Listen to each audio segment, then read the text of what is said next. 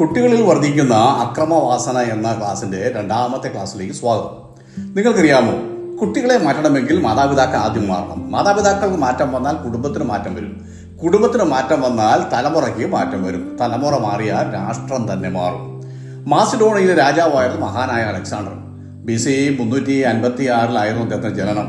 20ാമത്തെ വയസ്സിൽ തന്നെ മാസിഡോണിയയിലെ രാജാവായി. തോൽവി എന്നറിയാത്ത ലോക ചരിത്രത്തിലെ എക്കാലത്തെയും മികച്ച സൈന്യാധിപന്മാരിൽ ഒരാളായിരുന്നു അലക്സാണ്ടർ. അർപ്പണബോധമുള്ള സൈന്യവുമായി പടിഞ്ഞാറൻ ഏഷ്യ, ഈജിപ്റ്റ്, പേർഷ്യ തുടങ്ങിയ രാജ്യങ്ങൾ കീഴടക്കി. ഗ്രീസ് മുതൽ ഇന്ത്യയുടെ പടിഞ്ഞാറെ അതിർത്തി വരെ നീണ്ടുകിടക്കുന്ന വലിയൊരു സാമ്രാജ്യം അദ്ദേഹത്തിന് 30ാമത്തെ വയസ്സിൽ അദ്ദേഹം പടുത്തുയർത്തി. ലോകം കീഴടക്കിയ മഹാനായ അലക്സാണ്ടറോട് ഒരാൾ ചോദിച്ചു, നിങ്ങളുടെ ജീവിത വിജയത്തിന്റെ ഏറ്റവും വലിയ കാരണം എന്താണ്? എനിക്ക് ജന്മം നൽകിയ എൻ്റെ മാതാപിതാക്കളും എങ്ങനെ ജീവിക്കണമെന്ന് പഠിപ്പിച്ച എൻ്റെ ഗുരുവായ അരിസ്റ്റോട്ടിലുമാണ് എന്നായിരുന്നു അലക്സാണ്ടറുടെ മറുപടി. ഈ സംഭവത്തിൽ നിന്നും വലിയൊരു പാഠം നമുക്ക് പഠിക്കുവാനായിട്ടുണ്ട്. ഒരു കുട്ടിയുടെ ജീവിതം രൂപപ്പെടുത്തുന്നത് മാതാപിതാക്കളും അധ്യാപകരും ചേർന്നാണ്. എന്നാൽ ആദ്യത്തെ അധ്യാപകർ എന്ന് പറയുന്നത് അത് മാതാപിതാക്കൾ തന്നെയാണ്. അവർ കുട്ടിയിൽ വിതയ്ക്കുന്ന മൂല്യങ്ങളാണ് പിന്നീട് ജീവിതത്തിൽ ഫലം കായ്ക്കുന്നത്. കുട്ടികൾ കേൾക്കുന്നതിനേക്കാൾ നേരിൽ കാണുന്നതാണ് വേഗത്തിൽ പഠിക്കുക. മാതാപിതാക്കൾ കോപം, വഴക്ക്, അശ്ലീല പദങ്ങൾ ഉപയോഗിക്കുക, നുണ, പരസ്പരം ബഹുമാനമില്ലായ്മ എന്നിവ കാണിച്ചാൽ കുട്ടികൾ ആദ്യം അത് പഠിക്കും. ബൈബിൾ ഇങ്ങനെ പറയുന്നു, പിതാക്കന്മാരെ നിങ്ങളുടെ മക്കളെ കോപിപ്പിക്കാതെ കർത്താവിന്റെ ബാലശിക്ഷയിലും പദ്യോപദേശത്തിലും പോറ്റി വളർത്തുകയും. എഫേസ്യർ 6:4 വാക്യം. ഇവിടെ വളർത്തുക എന്ന് പറഞ്ഞിരിക്കുന്നത് ഭക്ഷണം, വസ്ത്രം, വിദ്യാഭ്യാസം എന്നിവയെ കുറിച്ച് മാത്രമല്ല, നല്ല സ്വഭാവത്തിലെ കുട്ടികളെ വളർത്തിയെടുക്കണം എന്നാണ്. കുട്ടികളുടെ വളർച്ചയിൽ ശരിയായ സ്നേഹവും ശിക്ഷണവും ഒരുപോലെ ആവശ്യമാണെന്നുള്ള കാര്യം നിങ്ങൾ അറിഞ്ഞിരിക്കണം. തെറ്റുകൾ ചെയ്യുമ്പോൾ കുട്ടികളെ ശിക്ഷിക്കാതെ സ്നേഹം മാത്രം നൽകിയാൽ ആ കുട്ടി ഉത്തരവാദിത്തമില്ലാത്തവളോ ആയി വളരും.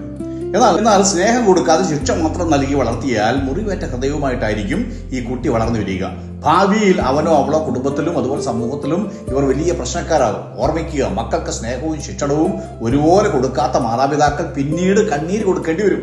ഇന്ന് പല വീടുകളിലും കുട്ടികൾക്ക് മൊബൈൽ ഫോൺ ഉണ്ട്, ടാബുണ്ട്, ഇന്റർനെറ്റ് ഉണ്ട്, കണക്ഷൻ ഉണ്ട്, ഒക്കെ കൊടുക്കും.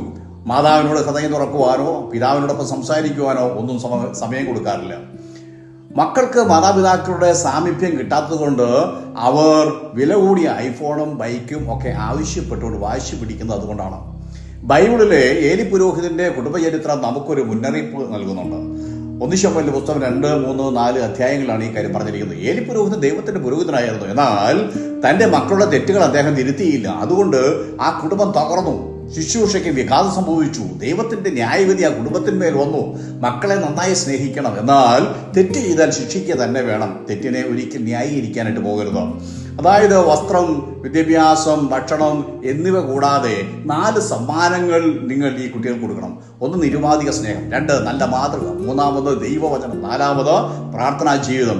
ഈ 4 കാര്യങ്ങൾ നിങ്ങൾ ആ കുട്ടികൾക്ക് കൊടുത്താൽ ആ കുട്ടികൾ ഒരിക്കലും നശിച്ചു പോവുകയില്ല. ഈ ക്ലാസ് നിങ്ങൾക്ക് പ്രയോജനപ്പെട്ടു എന്ന് ഞാൻ കരുതുന്നു. 3ാമത്തെ ക്ലാസ്സുമായി കാണും വരെ ദൈവം നിങ്ങളെ എല്ലാവരെയും അനുഗ്രഹിക്കുമാറാകട്ടെ. ഇതുവരെ നിങ്ങൾ ഫോളോ ചെയ്തിട്ടില്ലെങ്കിൽ നിങ്ങൾ ഫോളോ ചെയ്യുക, ലൈക്ക് ചെയ്ത് ഷെയർ ചെയ്യുക. നിങ്ങളുടെ അഭിപ്രായങ്ങളും പ്രാർത്ഥനാ വിഷയങ്ങളും കമന്റ് ബോക്സിൽ നിങ്ങൾ കമന്റ് ചെയ്യുക. ഞാൻ നിങ്ങൾക്ക് വേണ്ടി പ്രാർത്ഥിക്കാം.